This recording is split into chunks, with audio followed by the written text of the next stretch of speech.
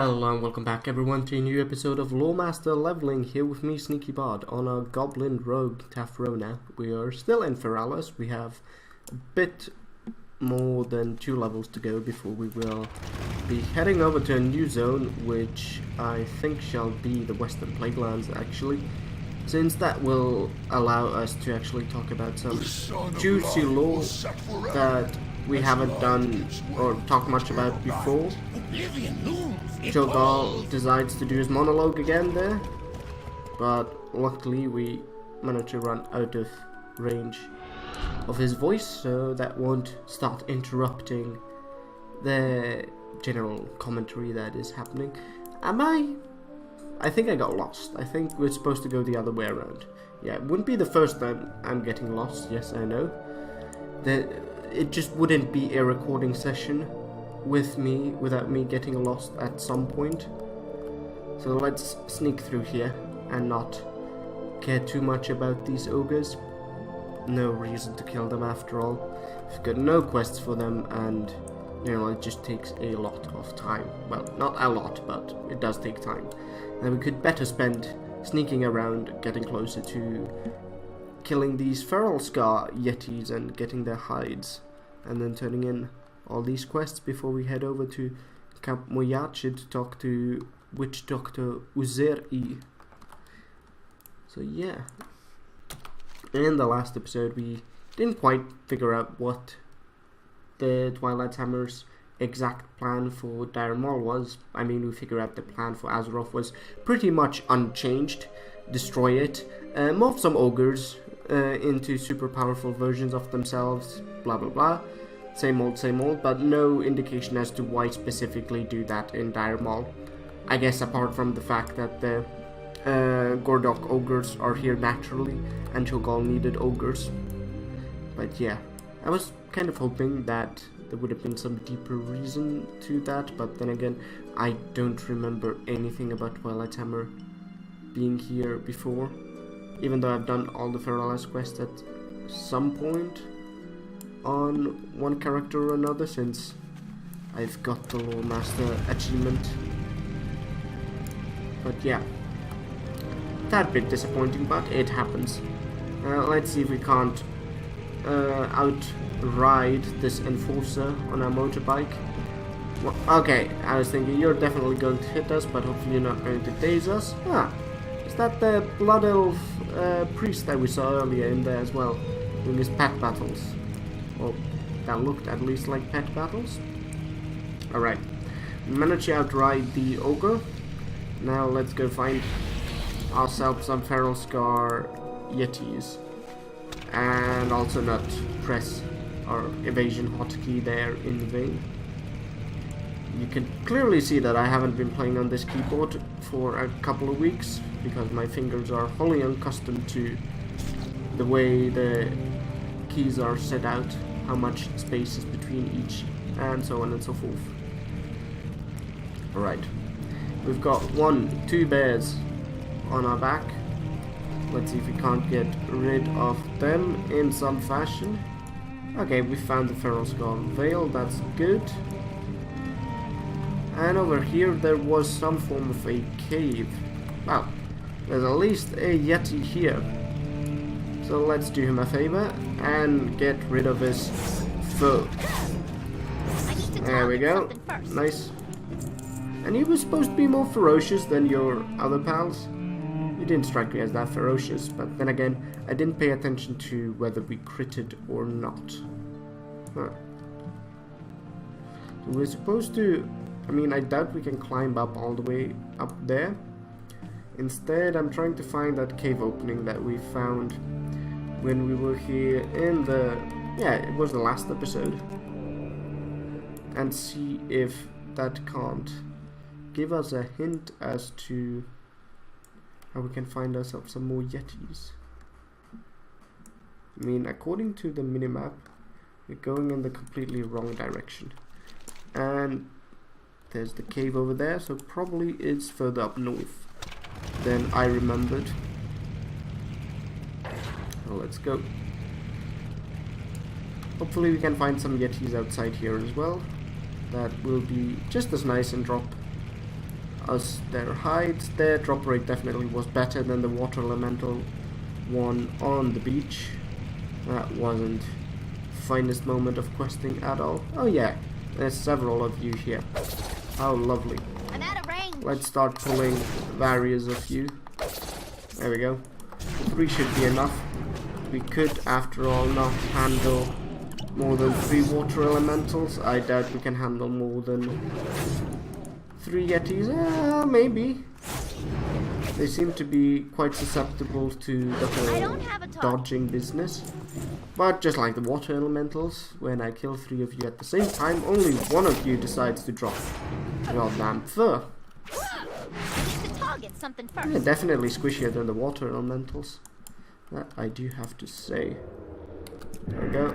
Let's backstab or ambush you rather. Whatever the subtlety version of ambush is called again. Shadow strike. There we go. 1 shot. That's what we want to see. But clearly the 1 shot managed to obliterate all the fur on a Yeti's body. So quick was the obliteration that not even the graphics of the game managed to register it. I need to get closer. Alright, let's see. If you want to drop us something, yes you do. We are halfway. Good. There's one over here as well. And let's kill you too. And you're enraged. Nice that even though these enrage mechanics have become quite scald people, quite not to say useless, but they don't really matter that much in terms of throughput. They're not that scary anymore as they used to be. That they're still kept in the game because they do add flavor and like atmosphere to the mobs that you're fighting. I mean, these are feral and oh, perfect Yeti hide, nice. This gives us a quest. Feral and rage scar Yetis, so it only makes sense that they enrage when attacked. At least in my opinion. And there we go. We've gained another level, which has given us the distract ability and open up Skolomans. Distract, what we used to use every single time we wanted to sack anything in the game, and that took me until level 40 something to actually realize what it was good for. Oh, a homing robot.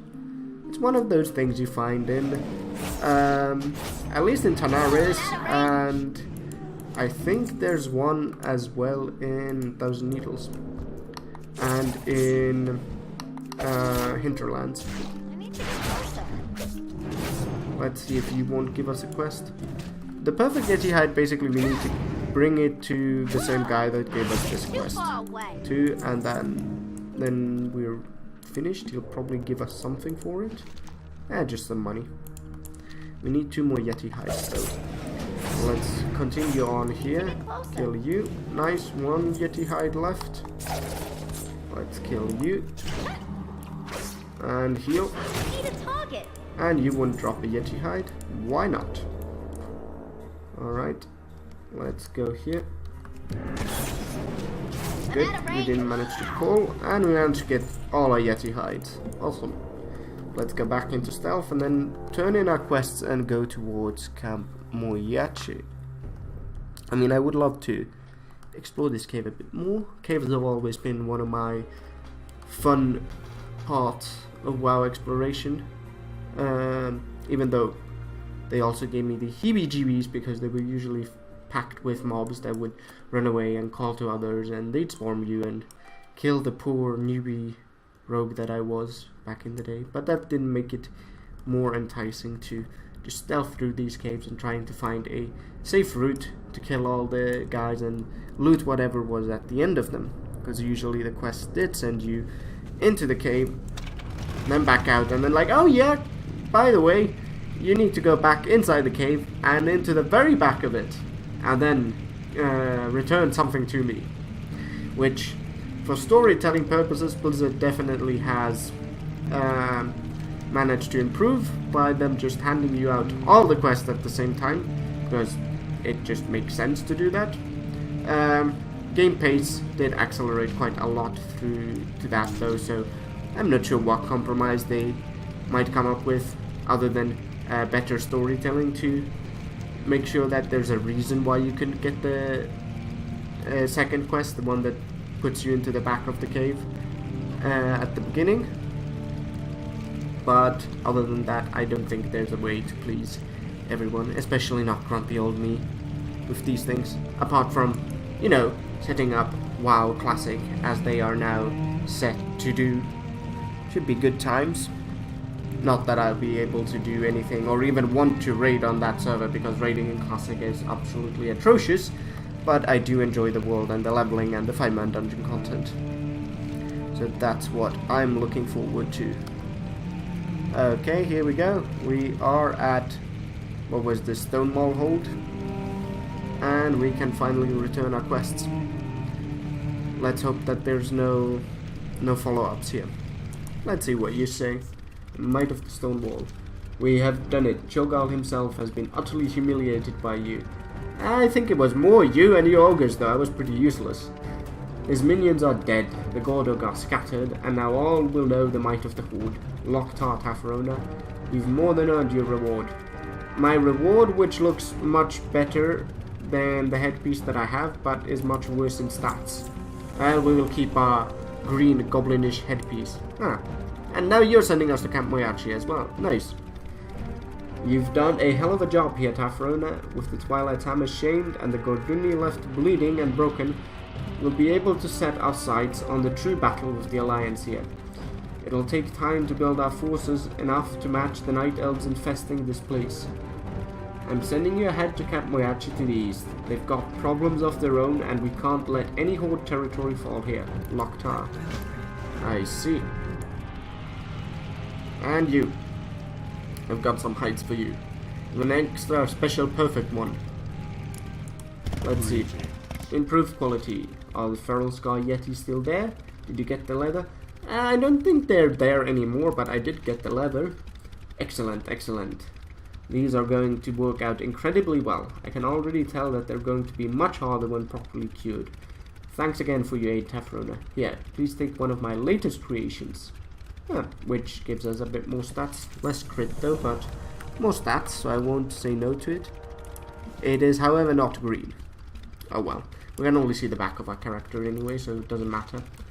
What's this, Tafrona? You've got something special for me? Indeed, I do. This is an incredible find. I believe this is the finest Yeti hide specimen I have ever seen. Indeed, this is certainly worthy of an appropriate bounty. I normally don't pay that much for a single hide, but I'm confident I can make something special from it. Thanks for thinking of me on this, Tafrona. And we get 80 silver. Go. Apparently you never use the auction house, do you? Because you will probably be paying more than 80 silver for a single hide if you go on there now. Anyway, to Camp Mojache it is, and see exactly what type of problems they have over there and how we can help them, and how that will get us closer to level 40 and our new zone. I do also see that I have mail. Is this one of those RP mail type things where he just says thank you with a letter as well? We will have to find out once we reach Camp Mojache. It was this way. Yes, it was that way. We will go like this, just follow the road and it will probably take us there. Alright. Oddly quiet today though, in terms of, I mean, we've seen players, but mostly Horde. Usually you see at least one Alliance in these contested zones. Not that I complain, since the Alliance is more than likely to just squish me into a pulp in any PvP interaction that they might get into their head that we should have. But still, it's nice to see the Alliance amount from time to time as well, even if it does raise my heartbeat. Okay, we had some more Gorduni ogres and a waterfall. The Verdantis River. Ah, a green river indeed. There we go. Nice waterfall up there, which are lethal to jump down to, though. Down from, though. I do remember back when my English wasn't that great and I had to find that abandoned tower in Westfall at the border to the river to Stranglethorn. and I just couldn't figure out where it was. So I kept swimming down that river. Already started swimming down the river way past where the tower actually was. Oh, what's this? Some druidy place. Grim Totem place, apparently. And just swam all the way down to Westfall, to Stranglethorn. And on the way, some Skald-level basilisk wanted to have a bite of me as well, and I just jumped down the waterfall and promptly got splashed on a rock outcropping and died horribly, and then had to find a way back to my corpse and swim back up the river, avoid the basilisk as best as I could, which meant I promptly died to it again, did another corpse run, and then back to Westfall and just said, nah, I'm not going to do this quest. Or I think I did that quest because that's the poison quest, so I did it, but with the help of some Thoughtbot or Alakazam or one of those good old sites that taught clueless people like me how to quest, or rather where to go. And here we are at Camp Mojache. And there's this battle going on here. Oh yes, I do remember. We had some RP sessions in here, and we had to get rid of a couple of quests before this place actually calmed down. Let's talk to Uzeri. Incredible power can be found in the spirit or music of the creatures that we battle against. Look inside yourself. Learn to harness the power of your own spirit, and you will be more powerful than you ever imagined. Ah, Master Yoda, is it? The flow of music. I sense something familiar in your presence.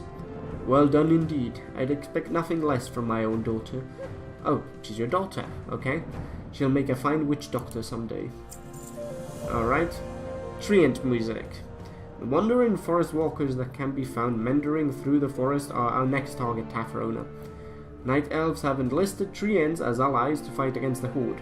Their movement may be slow, but their role as protectors is undeniable. Soon we will be able to use this power for our own benefit. Oh, quite the tricksy little troll, are we?